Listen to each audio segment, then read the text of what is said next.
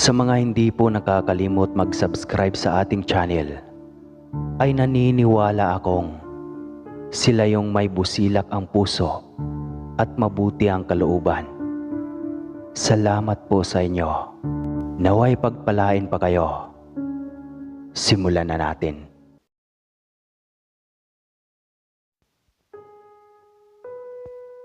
Sadyang maraming kababalaghan sa ating mundo na hindi kayang ipaliwanag ng siyensya. Hindi lamang sa ibabaw ng lupa, may kakaibang hiwaga.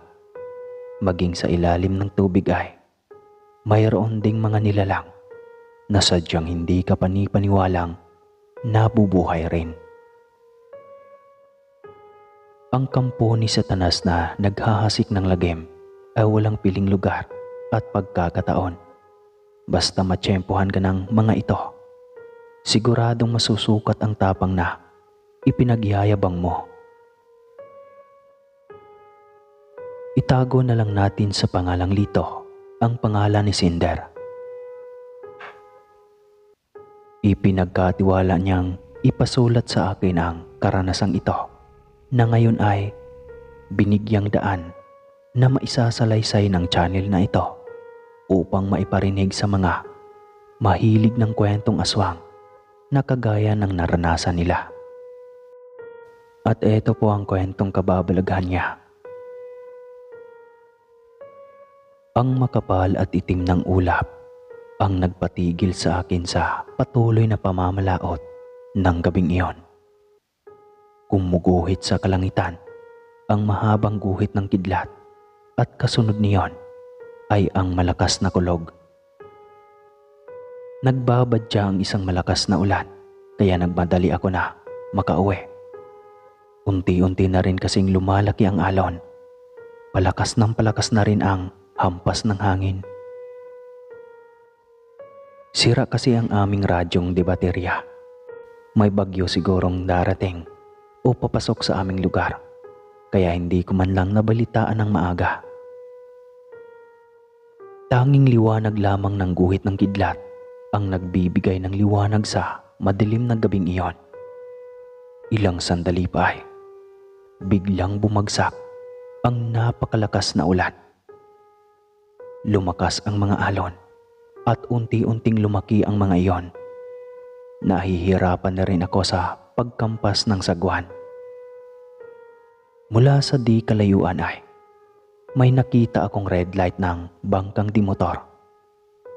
Napuno rin ng tubig ng aking bangka, kaya gamit ang flashlight, pinailaw ko iyon at itinapat sa bangkang iyon.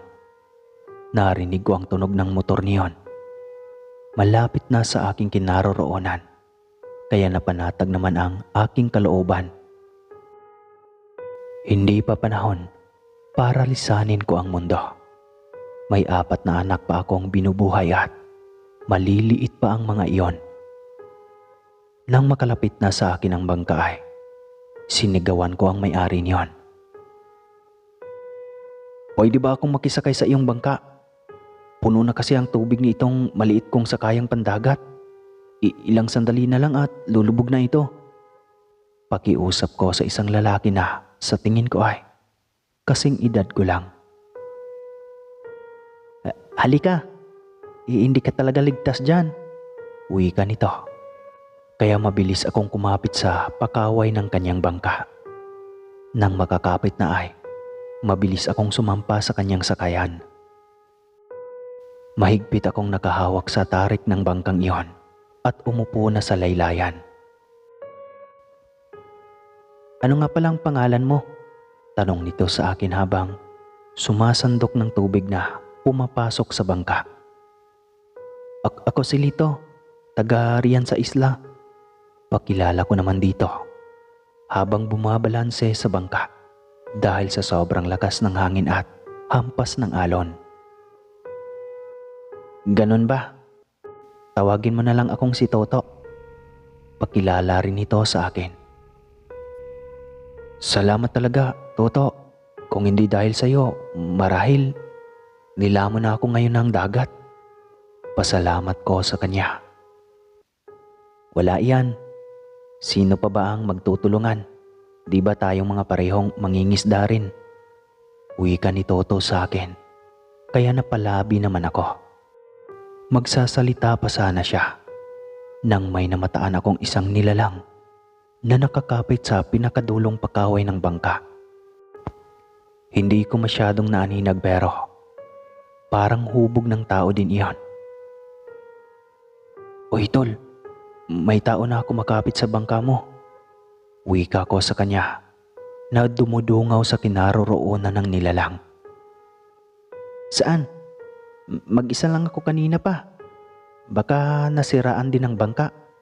Biglaan kasi itong sama ng panahon eh. Hindi naman ibanilita na may bagyo o low pressure." Wika pa niya na patuloy ang pagsandok ng tubig na pumapasok sa bangka. Habang ako naman ay tumataas pa rin ang leeg, kakadungaw sa nilalang na aking namataan kanina lang. Ilang saglit pa ay narinig namin ang isang tinig ng babae na kumakanta. Ang lamyos at ang ganda ng tinig. Walang salitang namutawi, bagaman ang himig nito ay mapang-akit. Pareho kaming napatingin sa pinanggalingan ng tinig. Isang babaeng mahaba ang buhok ang ngayon ay nakasampa ang kalahati ng katawan sa pakaway ng bangka. Sobrang puti at ganda ng binibini. Tanging ang mahabang buhok lang din ang nagsilbing kuble ng pribado nitong parte sa dibdib. Bagaman madilim ay mababanaag pa rin paminsan-minsan ang mukha nito dahil sa mga guhit ng kidlat na nagdadala ng liwanag.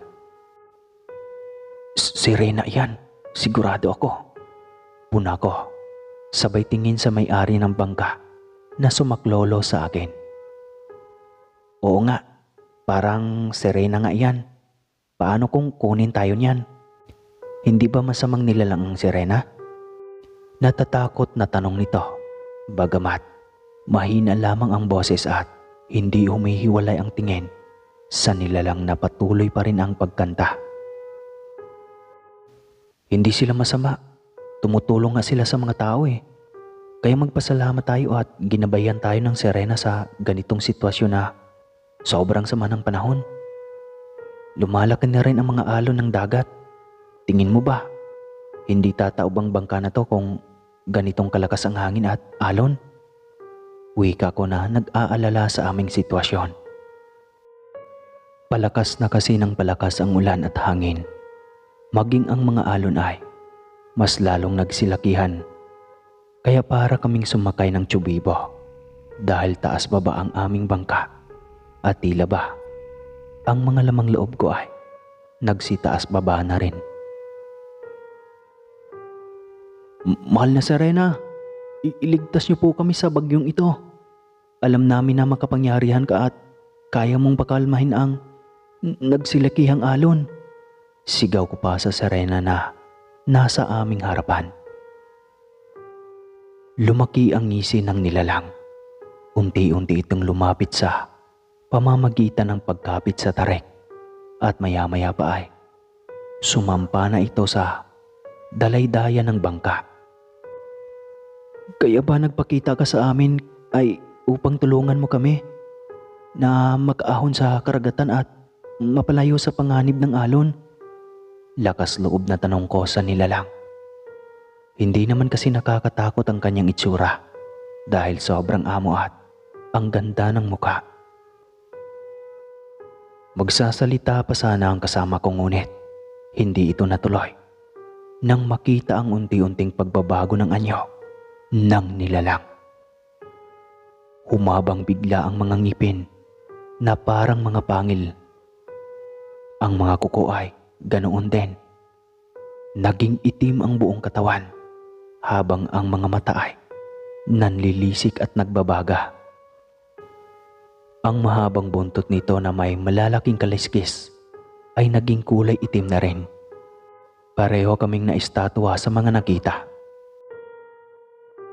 Tila bigla kaming napasailalim sa kanyang mahika. Nang umiti ito at lumabas ang mga ngipin ay Napaatras kami papalayo sa nilalang. Bigla kong naalala ang punyal na tanso na lagi kong baon. Dinukot ko iyon mula sa gilid ng aking bewang na nakasukbit sa aking pantalon. Nang makita pa lang niya ang mismong patalim ay tumalon na ito sa dagat. Hindi ko alam kung anong nakakatakot sa punyal na aking hawak, pero nagpapasalamat pa rin ako at nakaligtas pa rin kami sa mapanlinlang na halimaw ng dagat. Bigla kong naalala ang kwento ng lolo patungkol sa Magindara, isang uri ng aswang na nakatira sa karagatan. Hindi ko alam kung iyon nga ba talaga dahil kwento iyon ng lolo ng maranasan rin niyang makipagbuno sa ganoong halimaw. Nakaligtas naman kami sa aswang na iyon, subalit sa malakas na hampas ng alon at bugso ng hangin, hindi ko inaasahan pa na maisalba pa namin ang aming sarili dahil unti-unti nang sumusuko ang aming bangka. Puno na ito ng tubig at lasog-lasog na rin ang layag nito. Tanging panalangin na lamang ang nagawa ko ng mga panahong iyon. Hanggang sa may namataan kaming isang malaking barkong pangisdaan. Nakita marahil nito ang pulang ilaw ng aming bangka. Ilang sandali na lang ay siguradong malulunod na kami. Nasabi ko noon sa aking sarili na kapag hindi mo pa talaga oras, may ipapadala pa ring anghel si Bathala upang mailigtas ka sa anumang sakuna. Gamit ang life jacket at malaking lubid ay sumampa kami sa barkong iyon. Mabilis ding dumaong sa pinakamalapit na daungan ito. Sobrang layo niyon sa aking lugar, subalit nagpapasalamat pa rin ako dahil makakauwi akong buhay. Sa dilim kasi ng paligid noon ay hindi namin alam kung saang parte na kami naglalayag.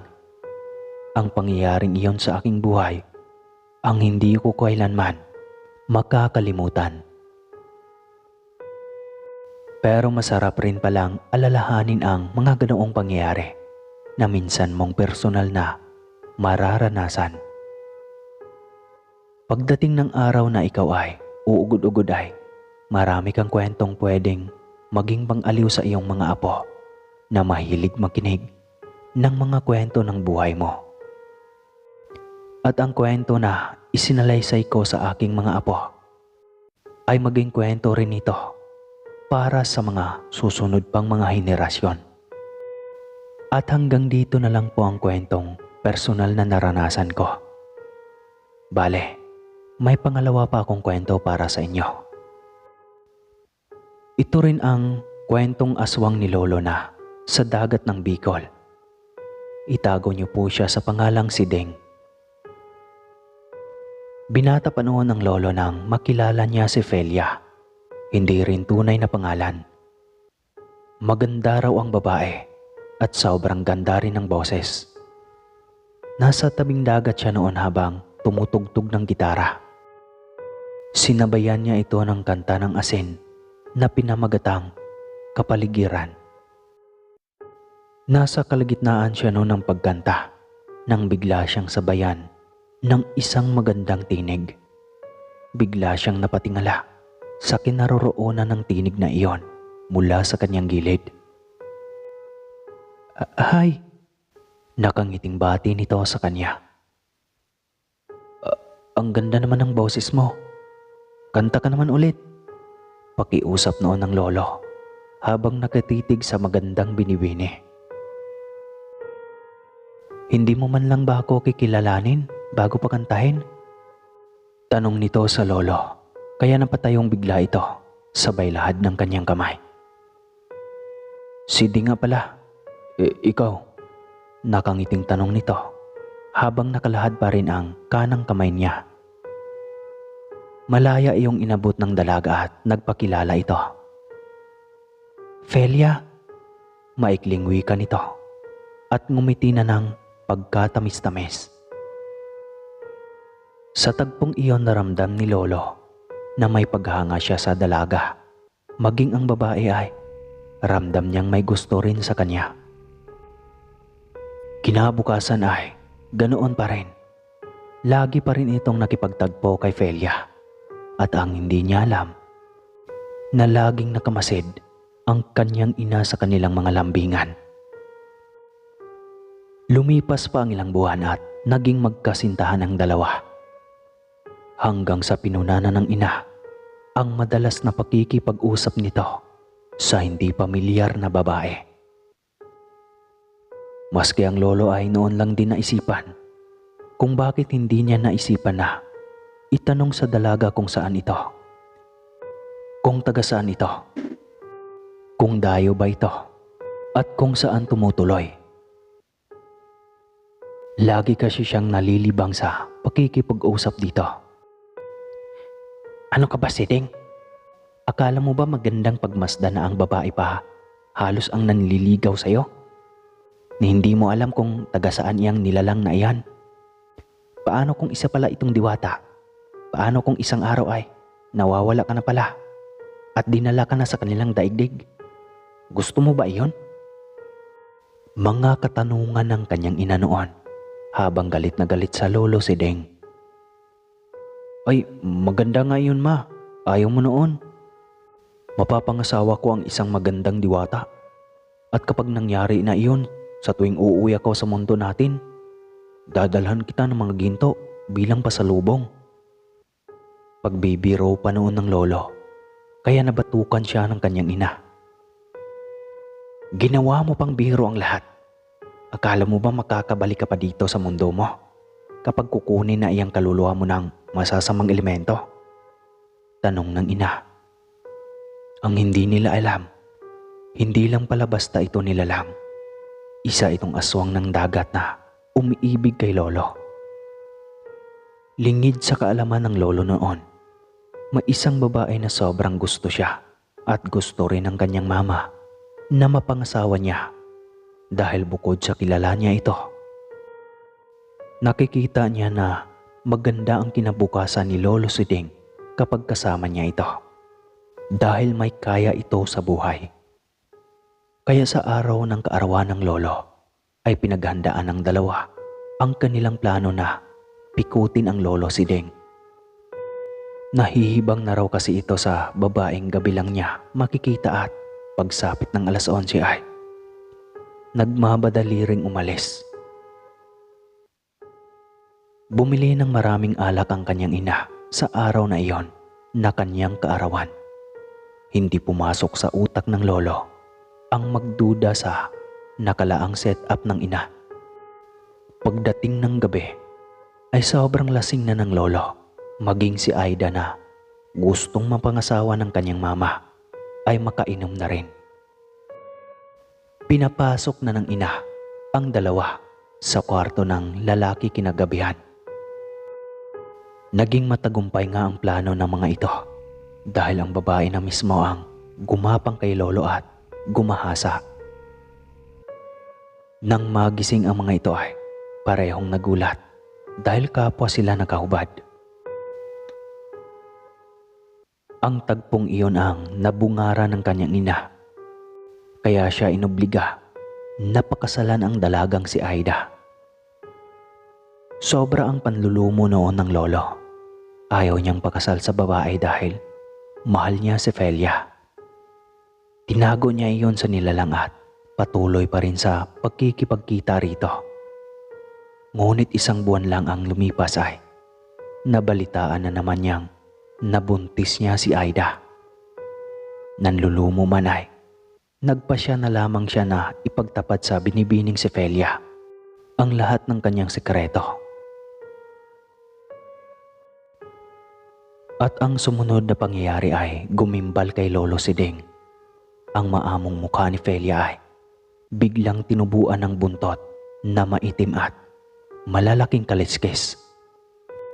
Maging ang mukha nito ay biglang binabalot ng itim at ang buhok ay biglang nagsitaasan at gumulo. Ang mga ngipin ay tila mga pangil sa sobrang haba at tulis. Ang mga mata naman ay nagbabaga sa galit at ang mga kuko ay nagsitulisan rin. Hindi makagalaw ang lolo noon sa kanyang kinatatayuan. Hindi niya maibuka ang kanyang bibig sa takot at gulat. Hindi niya naisip ni minsan na ganito kapangit ang pag-iibang anyo ng nilalang na inakala niyang diwata. Ngunit, isa pala itong halimaw ng dagat. Hindi ako makakapayag nito, Siding. Masyado ng mahabang panahon na iginugol ko sa iyo. Kakarnihin na lang kita kaysa iwanan mo ako para sumama sa ibang babae. Nang gagalaiting wika ng nilalang at nilundaga na ang lolo para atakihin. Maswerteng nakailag pa ang lolo, ngunit hindi niya alam kung hanggang kailan niya maiilagan ang nilalang, gayong tila hindi niya alam kung paano ito labanan. Bukod sa pagkabigla ay, tinakasan na rin yata siya ng lakas. Susugurin na sana siya ulit ng nilalang nang may biglang tumamang punyal sa balikat ng nilalang. Gawa iyon sa tanso at mabisa raw na panlaban sa mga aswang. Napatunayan ko rin iyon ng minsan. Nagmamadaling binunot iyon ng isang tinatawag nilang Magindara. Tila napapasok pa ang kamay at itinapon iyon sa buhangin. Nagmamadali itong lumangoy pabalik sa dagat. Tsaka lang siya nakahuma mula sa pagkasindak. Nang lingunin niya kung sino ang gumawa noon, ay nagulat siya dahil ang kanyang ama na matagal nang hindi niya nakita ang bumungad sa kanya. Hindi mapantayan ang tuwa na kanyang nadarama sa mga sandaling iyon. Maging ang kanyang inay ay umiiyak ring yumayakap sa kanilang amang matagal na panahon nang nawalay sa kanila. Nang gabing iyon ay pinag-usapan nilang magpamilya ang tungkol sa obligasyon sa babaeng nabuntis ni Lolo Siding. Inobliga na lamang siyang pakasalan ito para sa bata. Hindi na rin tumanggi pa si Lolo. Naisip rin niyang paraan iyon para madaling makalimutan si Felia na akala niya ay minahal na niya ng totoo. Kinalaunan ay napamahal na rin sa lolo ang kanyang asawa dahil siguro sa maalaga ito sa kanila ng kanyang anak. Nang mamatay ang ama ni Lolo Siding ay sa kanya napunta ang punyal na tanso. Ang sabi pa nito, bago mamatay, ay mabisa raw iyong panlaban sa mga aswang o maging mga engkantong itim. At hanggang dito na lang po, Sir Casper. Salamat po sa lahat ng nakikinig. Sana'y huwag kayong magsawang makinig. Muli po, ako po si Lito ng Bicolanos.